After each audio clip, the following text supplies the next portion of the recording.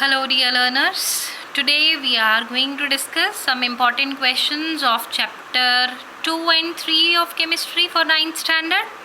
And firstly, before starting with these important questions, I will tell you that second and third chapter full they are there in CBSE's curriculum, so nothing has been deleted from these two chapters. Only first chapter has been deleted. Second and third chapter full they will come in the exam. Okay ji, so let's start. Question number 1 is we have to write the formulas and names of the compound formed by the following ions. Number 1 is potassium ion and iodide ion. Okay, so if we are recalling what is the symbol and valency for potassium, so how we will be writing? See, we will be writing potassium 1 positive, iodide 1 negative, crisscross. What will be our formula? Ki, that is potassium iodide.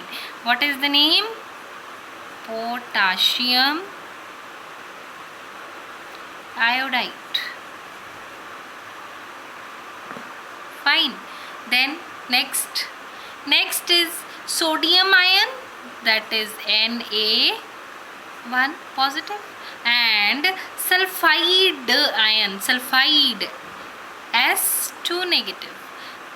When we will be crisscrossing it, our formula will be Na2O, and it is sodium, sorry, Na I have written, it is sodium sulfide. Sodium sulfide. Third is aluminium. Aluminium, just recall aluminium, Al. And if you are knowing the valency for aluminium, it is 3 positive. Then next one is phosphate, PO4, and its valency is 3 negative. Crisscross, what will be our formula? AlPO4. AlPO4, that is aluminium phosphate. Fine. Now question number 2. Let us discuss question number 2. Here we want to find out the formula unit mass of Na2CO3.10H2O. I will be telling you how to put the values, then the calculation is not a big problem for you. Okay, so it is Na2CO3.10H2O. Please try to understand it well. Sodium, atomic mass for sodium, it is given 23 multiplied by 2 because 2 sodiums are there, plus this is for sodium, plus carbon atomic mass is 12. Fine. Then plus oxygen, atomic mass for oxygen is 16. This is for sodium, this is for carbon, this is for oxygen. Fine. Then plus 10 in bracket. Atomic mass for water you want to calculate, 1 multiplied by 2 plus it is 16, that is 18. So this will be, let us calculate this. 3 2s are 6, 4 plus 12, 6 3s are 18, 4 plus 10 multiplied by 16 plus 2, 18. So this is in multiply. So when you are going to solve it, 46 plus 12 plus 48 plus 180, your mass will come out to be 286. You can check it. If you will be having any doubt, you can ask me. Fine. Now next question, very good question, on the basis of mole concept. This is on the basis of mole concept, and mole concept, you know, very important concept for ninth standard, because these numericals are surely there in the exam. Now you have to find out the number of oxygen atom. That means you want to find out number of particles. And you know what is the formula for the calculation of number of particles? It is given mass over molar mass into Avogadro's constant. This is the formula only. Fine. What is the formula? Given mass over molar mass into Avogadro's constant. So how you will be finding it out? Given mass over molar mass. So let us see. Given mass over molar mass into Avogadro's constant. One more thing here. You have to find out the number of oxygen atoms in nitric acid. Nitric acid formula is HNO3. So how many oxygen atoms are there? How many oxygen atoms are there? 3. So we have to multiply it also. So number of oxygen atoms in HNO3 will be given by 3 multiplied by given mass over molar mass into Avogadro's constant. Okay, 3 into given mass is what? 120. Molar mass you want to find out, then it will be multiplied by Avogadro's constant. What is your Avogadro's constant? 6.022 into 10 raised to power 23. And if we will be seeing this, I am writing it at the last. HNO3 molar mass you want to find out. How you will be finding? Hydrogen atomic number is 1. Nitrogen atomic number is 14. Oxygen atomic number is 16 multiplied by 3. So it will come out to be total 48, 49. It is 63 units. Okay. 60, it will be 63, yes. Okay, and you are going to do calculations. 3 2s are, 3 1s are, and when you are going to solve this factor, your answer will be roughly, you can check, 3.44 into 10 raised to power 23 atoms, because you want to find out number of oxygen atoms. Then comes your next question. This is theoretical question, so that's why answer has been written already. So see, define Avogadro's number and why it is known as Avogadro's constant. Avogadro's number is what? It is the number of particles. Particles में क्या हो सकता है? Can be atoms, can be ions, can be molecules which are present in 1 mole of any of the substance. Avogadro constant is that number of particles which is being contained in 1 mole of a substance, and it is denoted as either Na or N naught. And this number is also called Avogadro's constant. Why? Because its value is fixed irrespective of the particles of nature of the particles. Particles की nature कैसी भी हो, but the number is going to be fixed. That is why it is known as Avogadro's constant. So this question is important question. So these questions you will be learning only, you will be understanding only if your chapter has been read by you thoroughly.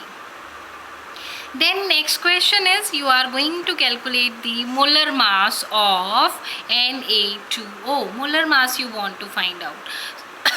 Sorry. So how you will be finding out the molar mass? Just as the atomic mass or the molecular mass. So see, sodium is 23. Fine. How many sodium? 2 plus. Oxygen atomic mass 16. I hope there is no problem. This is for sodium and this is for oxygen. Okay, and when you are going to solve it, the answer will come out to be 62U.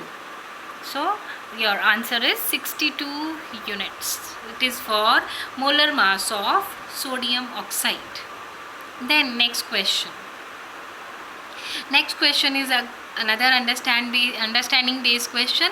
Maybe this question will not be there, but in other sense this can be asked in the exam. Water is considered as a compound of hydrogen and oxygen. We know this. What is water? H2O.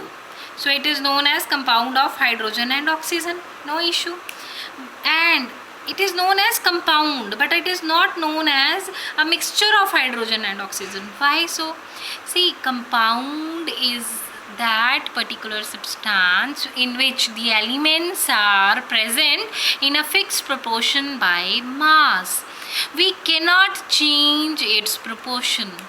Also, in compound, the properties of the compound will be entirely different from those of its constituent constituent elements. What I mean to say, see, if we have formed water, water is liquid in state, fine, but how we have formed water? We have formed water from hydrogen and oxygen.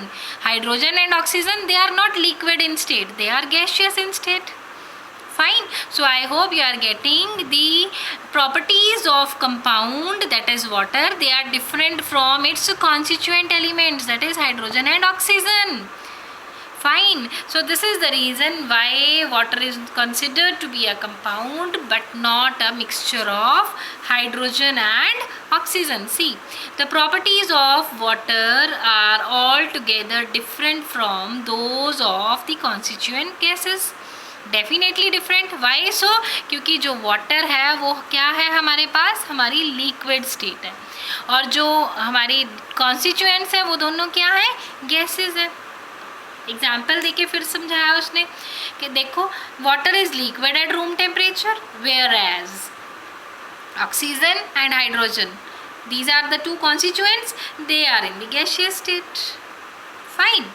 Then 7th question, see what he is saying. Observe the apparatus shown along with, you have got one apparatus, now you have to give the answers for that. This way the separation technique questions can come. This is the apparatus, you have to name the apparatus. This is separating funnel, you have to tell one of the use, how you will be using it. It is being used to separate the mixture of two immiscible liquids which are not thoroughly mixed, like oil and water, fine. Then what is the principle of separating funnel? So what is the principle? Immiscible liquids separate out in layers depending upon their densities. So you know, water will be at the top level, fine, and oil will be at the top level being denser, and water will be at the lower level, and this way you can separate it out. Last question for today's discussion, a good question. Now you are provided with mixture containing sand, iron filling, naphthalene and sodium chloride. You have to tell how you will be separating them. एक simple सी बात है, ध्यान से सुनना. Mixture है आपके पास sand, iron filling, naphthalene और sodium chloride. You are going to take all together and you are going to separate them. You have to write procedure for all, fine. So let us say this is sand, iron filling, then naphthalene balls and sodium chloride. This is sodium chloride. Firstly we have taken magnet. By magnet what will happen? Iron fillings will be separated out. Then three things are left with us: sand, naphthalene and sodium chloride. We have gone for sublimation process. When we will be carrying out sublimation process, naphthalene balls will be separated out. बचा क्या पीछे? Sand and sodium chloride. Sand and sodium chloride we are going to add in water. When we will be doing add in water, then we are going to filter it. Okay, when we will be filtering, sand will be there and sodium chloride will be separated, and when we will go for evaporation process, then after evaporation whatever will be left out, that will be our sodium chloride. So if you are writing simply, how, if you are not going to plot this table and you are going to write it simply, that iron fillings we will be separating firstly from this mixture by the magnet, by using magnet. Then three things will be left with us, that is sodium chloride, naphthalene and sand. Then we will go for sublimation process, then naphthalene balls will be separated out. Then after that we will be adding the solution of sodium chloride and sand in water. Then we'll go for filtration process. After filtration, sand will be left out, we will go for evaporation. At last we will get sodium chloride. This is the way how we will be separating the constituent of mixture. So this is the way how the questions for separating technique can be asked. So more questions we'll be discussing in the next lecture. Till that time, thank you. God bless you.